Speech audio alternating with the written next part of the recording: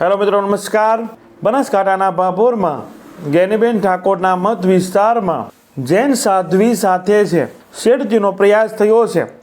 જેનાથી લઈને પૂરા ગુજરાતમાં જૈન સમાજમાં આક્રોશ જોવા મળી રહ્યો છે। એટલે કે જૈન સમાજનો પત્ર પણ વાયરલ થયો છે કે 24 કલાકમાં જૈન સમાજ છે ભાભોરમાં પહોંચે, જેને લઈને ગેનીબેન ઠાકોરની પણ પ્રતિક્રિયા આવી છે। જ્યારે ગેનીબેન ઠાકોરે પણ સરકાર સામે બાહો ચડાવી છે કે 24 કલાકની અંદર જે બી લોકોએ આ કૃત્ય કરવાનો પ્રયત્ન કર્યો છે તેની અટકાયત તેને પકડવામાં નહીં આવે તો એ સાધ્વી માટે અમારે જે પણ કરવું પડશે, રસ્તા પર પણ ઉતરવું પડે તો એ પણ અમે કરીશું। તો હાલ પૂરા ગુજરાતમાં છે એ વાવ બેઠકની પેટા ચૂંટણીની વાતચીત થઈ રહી છે અને એ વાવ વિસ્તારમાં જ ભાભોરમાં આ જૈન સાધ્વી સાથે છેડતીના પ્રયત્ન થયા છે, જેનાથી લઈને પૂરા ગુજરાતના જૈન સમાજમાં આક્રોશ જોવા મળી રહ્યો છે। ઘટના કંઈક એવી છે કે ભાભોરમાં જ્યારે જૈન સાધ્વીઓ છે કુદરતી હાજી જે જઈ રહી હતી એ સમયે બે અસામાજિક તત્વોએ તેની છેડતી કરી તેના પર દુષ્કર્મનો પ્રયાસ કર્યો, જે સૂત્રો દ્વારા માહિતી મળી રહી છે। આ ઘટનાની જ્યારે જાણ થાય છે તરત જ જૈન સમાજ છે એ આક્રોશ વ્યક્ત કરે છે કે અમારા જૈન સાધ્વી સાથે જ્યાં ઘટના બની છે, જેને લઈને જૈન સમાજે એક પત્ર પણ કંઈક વાયરલ થયો છે કે સમગ્ર ગુજરાતમાંથી સમગ્ર દેશમાંથી જૈન સમાજના દરેક લોકો છે ભાભોરમાં 24 કલાકમાં પહોંચે। જ્યારે બનાસકાંઠાના સાંસદ અને જે વિસ્તારમાં ઘટના બની છે એના પૂર્વ ધારાસભ્ય ગેનીબેન ઠાકોર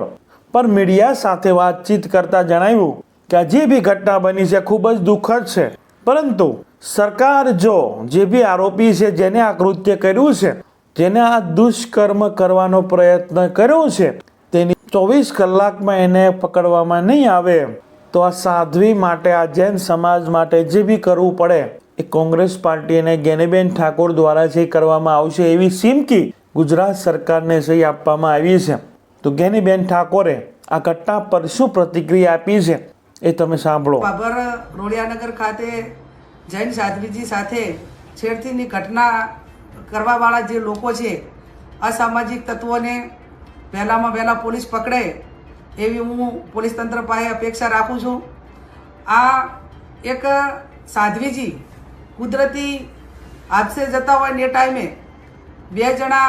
વોચ રાખીને એમની સાથે આવું કૃત્ય કરતા હોય તો એના ઉપરથી એવું નક્કી થાય છે કે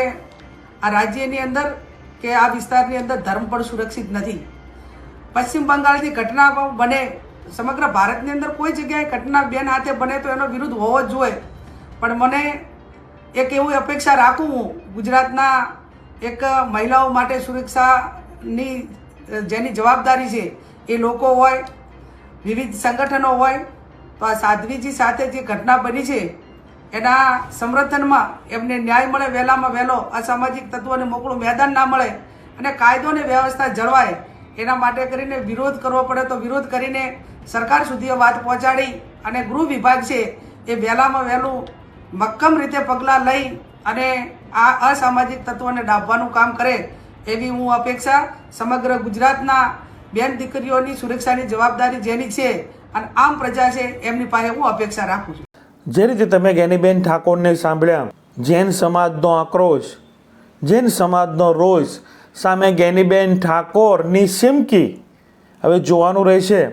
ગુજરાત સરકાર છે, ગુજરાત પોલીસ છે ક્યારે આ અસામાજિક તત્વો છે, આ નરાધમો છે તેની અટકાયત કરે છે। હકીકતમાં સમગ્ર ઘટના શું બની છે, શું આ અસામાજિક તત્વો છે નશામાં હતા, કઈ રીતે આ સમગ્ર ઘટના બની છે એ સમગ્ર માહિતી છે ટૂંક સમયમાં જ્યારે આ આરોપીની અટકાયત કરવામાં આવશે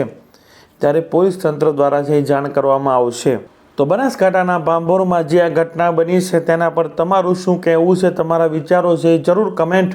કરજો। જો આ મુદ્દો છે આગળ વધારે ખેંચાય છે,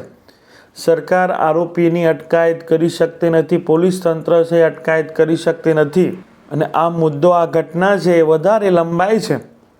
તો એની અસર છે વાવની પેટા ચૂંટણી પર પણ પડી શકે છે, સરકારને નુકસાન થઈ શકે છે। આ ઘટના પર તમારા વિચારો છે એ જરૂર કમેન્ટ બોક્સમાં છે રજૂ કરજો। Thank you. નેક્સ્ટ વિડીયોમાં મળીએ।